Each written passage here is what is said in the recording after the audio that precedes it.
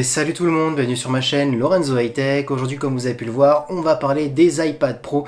Et oui, malheureusement, il n'y a pas eu de keynote, bah oui, à cause du coronavirus, tous les domaines sont touchés, et dont la technologie malheureusement. Mais c'est pas grave, vous savez bien, je vais continuer à faire des vidéos pour vous divertir, et tout simplement parce que c'est ma passion.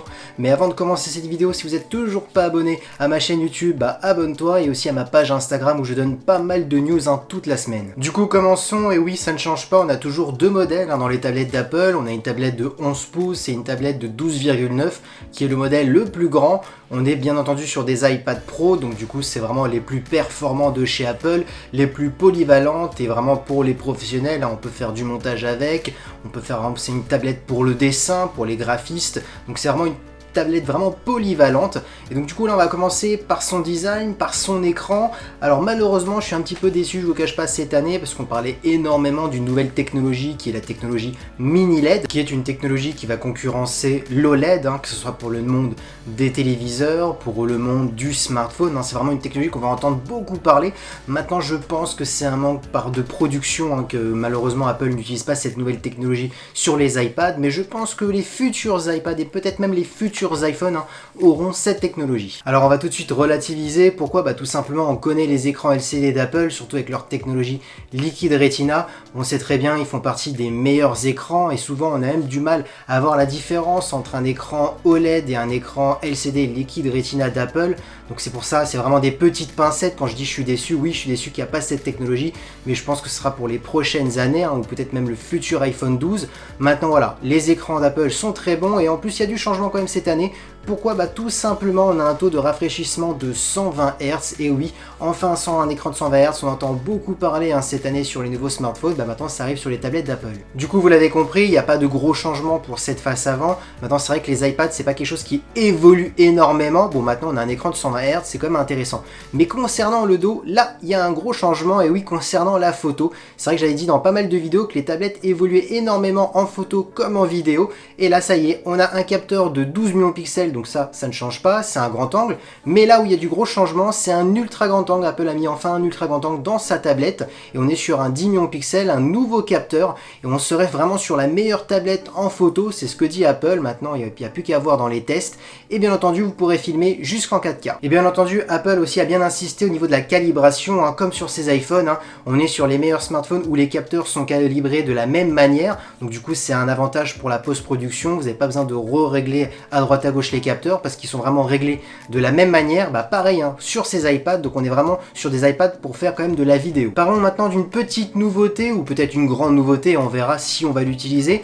Apple s'est même vanté en disant que la NASA va bientôt utiliser cette même technologie, et que du coup on avait une technologie de la NASA dans ses futures tablettes. On est sur un scanner LiDAR. Alors qu'est-ce que c'est? En fin de compte ça permet de mesurer la distance, et donc du coup on va utiliser cette technologie pour la réalité augmentée. Normalement, je vous donne un exemple, si vous voulez mettre un objet dans un espace, ça devrait mieux l'incorporer à l'intérieur, on aurait une meilleure immersion, parce que ça permet de mesurer la lumière, la distance. C'est un peu complexe, je ne vais pas rentrer dans les détails, donc du coup on a une petite nouveauté, et je pense que cette nouveauté sera aussi dans les futurs iPhones. Parlons maintenant de performance, surtout c'est ce qui est le plus important, parce que Apple s'est beaucoup vanté en disant que maintenant on pouvait remplacer un PC, parce qu'elle était performante. Vous pouvez faire du graphiste dessus, pour les personnes qui font du dessin, on pouvait faire du montage, des tâches bureautiques. Surtout en plus ils ont amélioré la souris. En fin de compte maintenant vous avez un petit nouveau curseur pour si vous installez une souris sur la tablette. Donc il y a pas mal de choses qu'ils ont rajouté pour vraiment remplacer un PC. Et concernant les performances, et oui, on a 2 Go de RAM de plus que l'ancienne version. On est passé à 6 Go de RAM,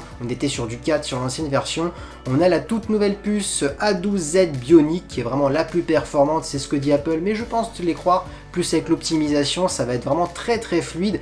On a bien entendu 8 cœurs au niveau de la carte graphique, donc on pourra vraiment faire pas mal de choses. On sera vraiment sur une tablette polyvalente. Et surtout, pour donner l'aspect d'un ordinateur, ils ont sorti le Magic Keyboard, le nouveau clavier avec le nouveau support. Donc en plus, ce qui est intéressant, c'est que quand vous posez la tablette sur le support, ça permet de le recharger, ça permet de le maintenir. C'est une fixation magnétique, c'est vraiment très joli, mais quand vous regardez les prix, ça fait un petit peu peur, parce qu'on est à 399 € si vous prenez un petit peu les options à droite à gauche, plus la tablette qui commence à 899 € pour la 11 pouces, et on est à 1119 € pour le 12,9 pouces, donc c'est vrai que ça fait un peu cher, mais après c'est un prix à payer. Et ce qu'il faut savoir, c'est quand même que quand vous achetez un produit Apple, ça dure longtemps dans le terme. C'est ça qui est intéressant, parce que les tablettes comme les iPhones sont bien optimisés avec leur propre OS d'Apple, et surtout ils mettent à jour longtemps leur système, donc c'est vrai que c'est un coût à payer, mais après vous avez quand même une bonne durabilité. Pendant cette conférence, ils ont aussi parlé du tout nouveau S Pen qui avait une meilleure connexion avec la tablette, qui se rechargeait beaucoup plus rapidement, qu'ils avaient retravaillé les détails pour le dessin, donc voilà, on a une nouvelle génération du S Pen. Ensuite, Apple a parlé du poids, et oui, on est sur une tablette à moins de 500 grammes, donc du coup, une tablette ultra légère, ultra compacte, design, donc voilà, ils se sont un peu vantés. En termes de connectivité, on a du Wi-Fi 6, donc ça c'est bien, du Bluetooth 5.0, par contre de la 4G+, pas de 5G, c'est vrai que là je suis un petit peu choqué quand même, parce que si vous achetez une tablette en 2020, il faut se dire que ça y est, la 5G va arriver, 2021-2022, on aura quasiment presque, j'ai bien dit presque la totalité de la 5G, donc c'est vrai que c'est un peu dommage. Alors est-ce qu'ils vont sortir par la suite une version 5G? Je me pose des questions. En termes d'autonomie, Apple a dit qu'on tenait une journée avec une bonne utilisation, donc bon, en termes d'autonomie, je les crois, parce que c'est vrai que les tablettes ont de bonnes autonomies sur les tablettes d'Apple, donc ça je les crois. En termes d'haut-parleurs, on a toujours 4 haut-parleurs, ils auraient amélioré le son, une meilleure qualité de son, donc voilà les nouveautés des iPads. Maintenant je vous donne mon impression sur cette keynote sur les iPads. Alors je suis pas vraiment déçu, parce que maintenant je me dis voilà, les iPads n'évoluent pas vraiment, comme toutes les tablettes maintenant n'évoluent pas énormément. Tous les constructeurs maintenant ils améliorent la photo, la vidéo, c'est ce qu'a fait Apple. Apple a peut-être pris de l'avance sur la réalité augmentée en rajoutant un scanner LiDAR qui est une nouvelle technologie. Ils se sont un petit peu aussi vantés de dire que c'est une technologie que la NASA va utiliser prochainement. Donc voilà, il y a eu ça comme nouveauté. Le S Pen un peu plus intelligent, un peu plus rapide au niveau de la connexion. Bon, c'est des petits rajouts.